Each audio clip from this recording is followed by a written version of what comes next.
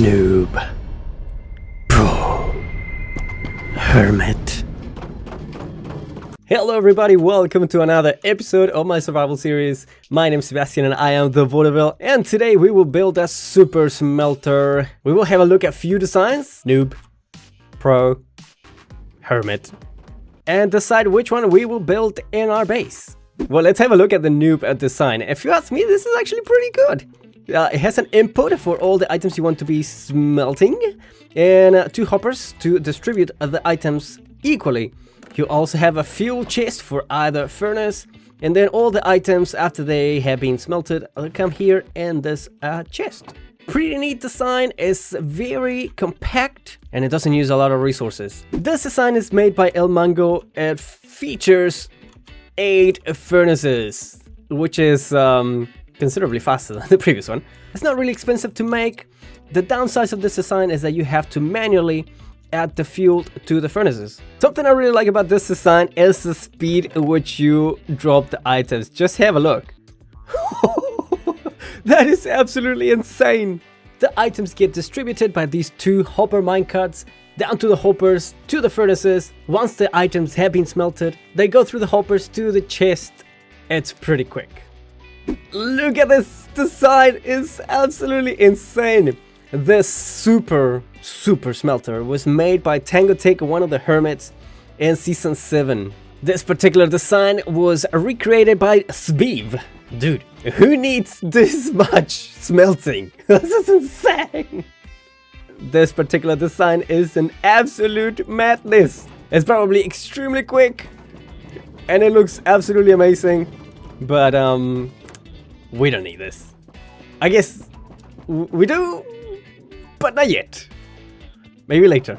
So I think for us, for our needs, as we just starting our survival series, the new for the pro version would be more than enough. Let's go now to our survival server. Welcome to our survival server. Our villagers are asleep, lazy bunch. And let me show you what we have done. And there's a villager trading hall. Colossal and Billion are right here, our first farmers, and then they have companions. To be named.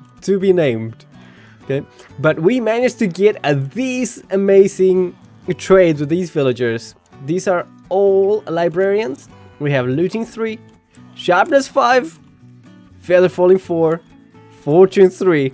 This is insane. Mending, silk touch, infinity. Unbreaking 3, and we are expecting to have efficiency 5 with this villager. Sadly, we haven't been able to get that trait yet. But if you want to know how to do that, let me show you. Bring their workstation, in this particular case, is a lectern. We try it again. We have curse of vanishing. Why would you want that? And then keep doing this until you actually find the trait you need. As you can see, I haven't had any luck trying to get efficiency 5. No luck. You know what? I'll come back later. Hi, Charlie. It's nighttime. Getting sidetracked. I think this will be a prime location for our super smelter. Let's get building. I think all the materials we will need are right here. We will start with 2 chests and 8 hoppers. 2 chests in this direction and 8 hoppers pointing to the chest.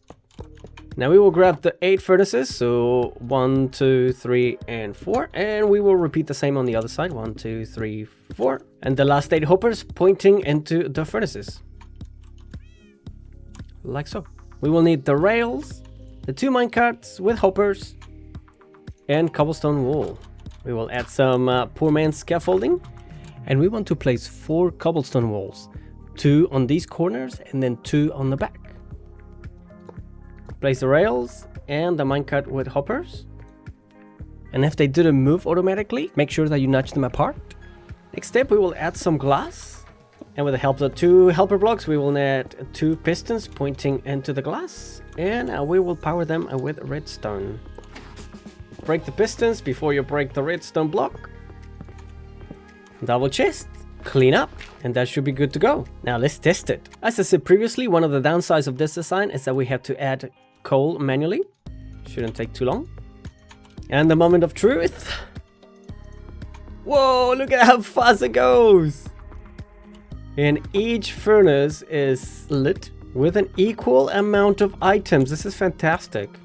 And then items should flow in here once they're smelted. I am really excited about this. Our smelting got easier. Thank you again to Il Mango for this design. I'll leave a link to his video. More cleanup. We cannot leave it just like this. We will come up with a design to make this nice and pretty. I have gathered some materials and let's see what we can come up with. Time for a time lapse.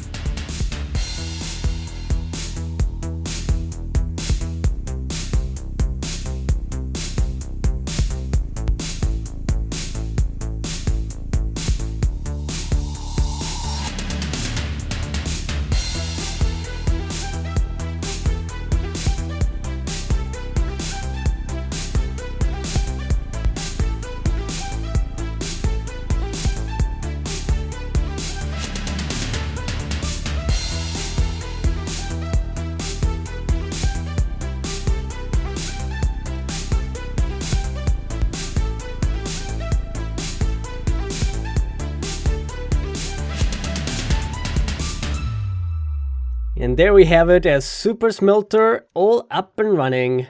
And it's impossible to have a super smelter without some type of a fuel source. So I came over to my redstone testing world called Vaudeville Overkill to test some mechanics, especially around kelp, involving pistons and observers.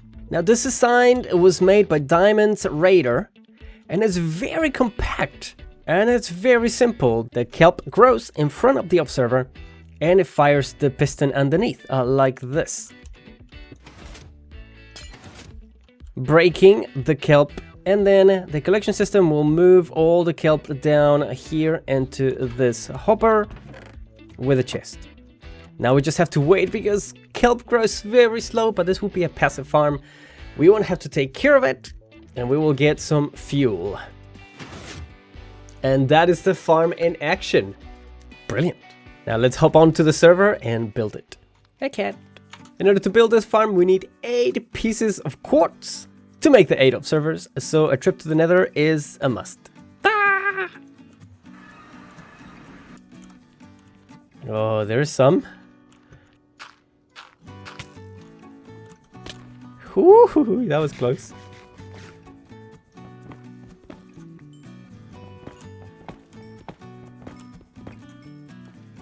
Hey, glowstone.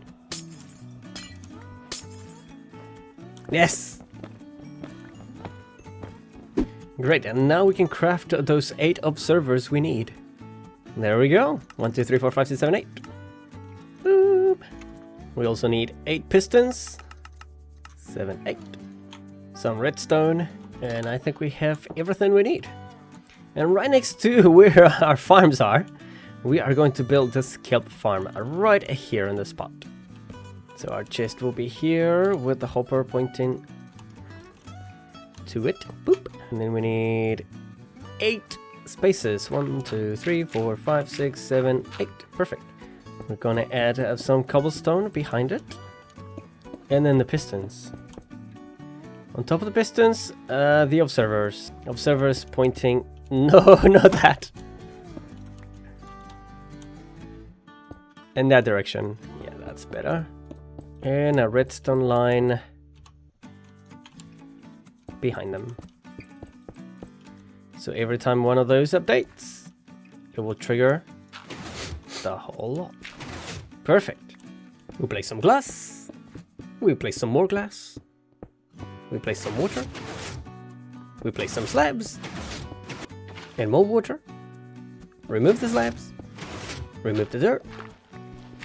And I forgot, we need some kelp. We're going back home now. Come here, George. It would be so nice to have an auto run function in Minecraft. If you guys know how to do that, please let me know. 1, 2, 3, 4, 5, 6, 7, 8. Oh, let me clean this up. And now we wait.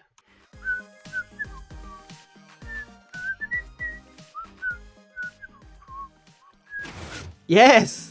And our first kelp is right here on our chest. Excellent.